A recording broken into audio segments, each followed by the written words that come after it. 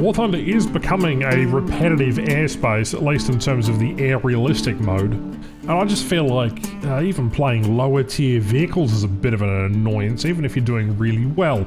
The gameplay showed today is not going to be particularly good gameplay, although the F-5, especially the new Squadron vehicle, is fantastic in its own right, and this is a vehicle that should have been in the game when the F-5's introduction was announced. But nevertheless, I am really struggling to make content on War Thunder. In fact, even in my off times when I'm not really making content and working, I sit back and shudder at the thought of having to make a video. Oh, I should just take a break. I can hear some of the comments now. Well, if you'd subscribe, then we'll actually get somewhere. But more importantly, if you go buy my decal, the link in the description, then maybe you'll get a discount on something that is worth $75. Yeah, I'm not impressed with the $75 price tag of the Tiger Shark, although that's not what this video is about. Strapping an F-18 engine into the back of an F-5 is quite an ingenious thing. Keep in mind, Australia did the same with the Vampires. We ended up by shoving the Avon engine into the back of a Vampire, and then Britain followed suit and made the Sea Vampire and the Sea Venom and stuff like that. But, you know, life has a funny way of telling you when times are up, and I just get this itching for a feeling that this game isn't where my headspace is at the current stage. It does not help the fact that I was accused of leaking the F-16 on the internal development server, which I have no relation or no correlation to, and don't even have access to as a content creator. We do have access to a development server, however that's only open when the developers open them for new content. You've seen the videos and content that other creators put out. Speaking of other content creators, I've been chatting to a few of them in the back behind the scenes. It's quite ironic how many of us actually interact with one another. And there's been a small incident with another creator who had a Ukrainian flag in his thumbnail and thus got reported by Rusky bots and basically got reported to the Guardian office in Russia and essentially got in trouble by the Western management in Germany for having a political standing in a War Thunder-esque video, asking that, well, anything that War Thunder related would be inherently not political, and made sure that they stuck by the content creator guidelines. And yeah, it's a little bit of a mess, and I'm of two minds. One, the company has to defend its interest and maintain its necessity of being neutral because they want to make as much maximum profit as possible. That'll be $75, please. But more importantly, they just want to really maintain independence from the real world, which is a hard thing to do when you've got vehicles and decals in-game that allow you to make horrible combinations, and it's just there's no in between. It just seems to be a bit of a mess. A lot of people are accusing Guardian of being overtly Russian, and they are a Russian company based out of Hungary. Their financial basis is based out of Cyprus, and they've got offices all over the world, including in Dubai and in Germany. So, I mean, it really is a mix of just controversial opinion to whether you think Guardian has any sort of political sway. It's just unfortunate. Having to really follow content creator guidelines has never been an issue until recently, and I find that the rules apply to some and not to others. Would I get in trouble for having a Russian, overtly Russian-themed video? No, I probably wouldn't. But if I was to go and talk about the new T-80, which is a Ukrainian model of a T-80 in the Russian tech tree, and put Ukrainian flags all over that, and then put that in the thumbnail, well, maybe I'd be in a bit of trouble for that. I don't know, double standards at the moment, and it does seem like there is a bit of what if and how come and all sorts of other things. Another thing I've noticed is Google Trends has been trending War Thunder down, and it hasn't necessarily kept the same sort of result as it would have in previous years. This is quite common. Obviously there's been a release of Helldivers 2, an immensely popular game, which has actually seen a downtick in gaming in general across the whole broad spectrum of YouTube trends and search histories.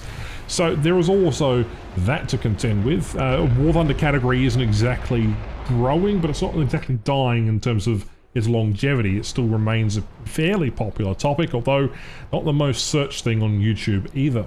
I bring this up mainly because a lot of other creators have expressed their dissatisfaction at their video's performance, and Well, I'm no one to really talk. My videos fluctuate from here to Kingdom Come. Essentially, one day they'll get 50,000 views and the next I'll get 2,000 views. So it's here or there, probably something to do with the types of videos that people watch. People tend to watch more news content from me rather than my actual gameplay reviews. And let's be honest, the gameplay and reviews have been a bit lacking recently as I haven't wanted to really play the game.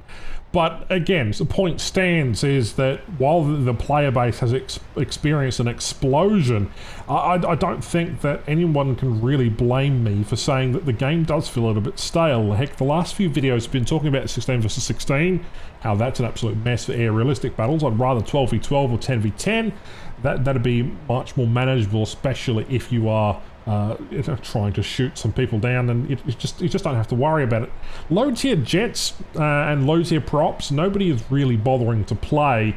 There are people grinding through things, but again, the gameplay there is very, very stale. It's extremely similar to top tier jets, and regardless of what you play, is generally not enjoyable unless you are really, really in it to win it. And if you're in the moment and you can actually manage to do that, good for you. But you know, for the rest of us normal people, you know, who work jobs and do various other things, you know, playing this game 24/7 isn't my idea of fun. And unfortunately, some players love the small, realistic air maps, and some people like the long haul maps like Vietnam, where you've got enduring confrontation in realistic battles. And I don't really mind either way what happens with game development, but something does need to change, and adjusting the player size was just another way of them shoving more people into Matchmaker quicker, getting into matches quicker, and thus, you know, alleviating the server problems. But again, that tends to really not be an issue unless you live in a continent like I do in Australia, where our ping is basically non-existent. And asking Gaijin for a South Asian server after they've closed the South Asian server was quite funny, because it doesn't exist anymore. They're just cutting costs, and apparently nobody uses the South Asia server, so go figure. The other issue too is, what is the player base thinking when it comes to these jets? I know a lot of people love jet combat. I personally think it's too fast. I don't think it's really something that should be as quick as this. I really do think that the game should have been a little more slowed down, but the nature of the game is basically a World War II bare bones game, right? And they've just shoved and updated all this other stuff into the game. It does feel a bit disappointing that War Thunder isn't getting the same treatment as their new baby, which is Enlisted, where they're basically... That was a nice double kill there. Oof, Python 3s are fantastic missiles. But they're treating Enlisted like the golden child now, and they're a bit afraid to really change War Thunder, and that does show that they are lacking a little bit of passion. You know, we're going on 12 years with this game, and we're only just getting to really aircraft that are kind of interesting. We've had a couple of years now where we've had stagnant sort of content and drip-feeded stuff, and unfortunately, if you're a World War II fan, there is no content here for you at all. Literally. The other issue is on YouTube, and particularly with people grinding out things, is they don't want to see World War II content. Nobody wants to watch that, unless you're particularly entertaining, or a nice guy, or have a nice personality, for example. You're not going to sit back and watch a World War II prop gameplay. That's just not a thing. Guaranteed, only just because, well, everybody's ground through that already, or they just have no interest in it. Why else would you buy a $75 premium and then go and unlock jets with? Because at the end of the day, that's all that matters for them, and it's just really a sad sort of state of affairs. As we're going to get other rank 8 premiums eventually down the line, this game's going to get more monetary focused and eventually just going to end up in a whale simulator, and it already is starting to become that way. I really don't enjoy just the outlook of doing that. Considering most of the people that are hardcore War Thunder players in my friends list have actually stopped playing War Thunder, it's really showing that the game is a little bit just stale. It's still fantastic when you go to play ground or play naval. Naval's got its own issues, sorry. I just feel like the game is way too just same. It's predictable. Everything can happen. Everything will happen. You'll get into a furball, you'll climb off the side, you'll die to a missile after getting one kill, and then get surrounded by 4 or 5 other jets. Is that really long-term the best combat and the best showcase of military vehicles that this game has to offer? No. Absolutely not. And Simulator isn't necessarily... I mean, it's expanding in player base, but it's not the mainstay of the game. And unfortunately, it's just, what do you do? Gaijin's focus on event vehicles tends to specifically be towards that of close air sport vehicles. And I understand that you primarily want people to use your new shiny toys in ground realistic and, you know, contribute to that aesthetic, but you're going to neglect your original game mode and do so as you just implement new shiny jets and new shiny missiles all the time.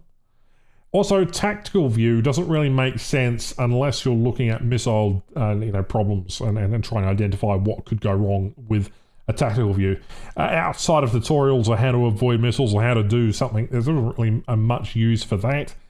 And unfortunately for most people, it just doesn't seem to be a worthy change. The quality of life stuff for this major update has been okay, but I'm still not satisfied enough where I can happily say that this is a good update. I mean, for ground players, they've got everything under the sun. The Alpha Jet's an okay little jet. The 109 is fantastic. The Hungarian air tree in the Italian Air Force is the worst addition I've seen since China's introduction. And I don't know what to do about it because there isn't really a lot of content for me to cover here. So, I don't know. Am I talking out of cheek? Does that make sense? Hopefully it does. I know this video has been a bit rambly, but I tend to be really... I'm really passionate about the game.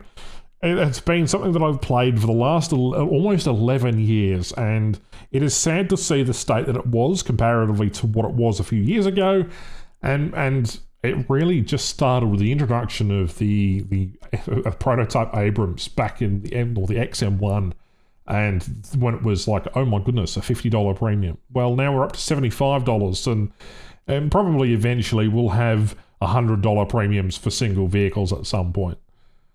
I just don't know if that's really the direction that I want to really have to sort of talk about, because that does not, to me, in any form, mean that this game is worth playing. They value that vehicle, which is severely just only got 40-ish flares and an F-18 engine, sure, as a $75 premium with missiles that are horrible. I don't know. Call me crazy, but War Thunder's almost fun.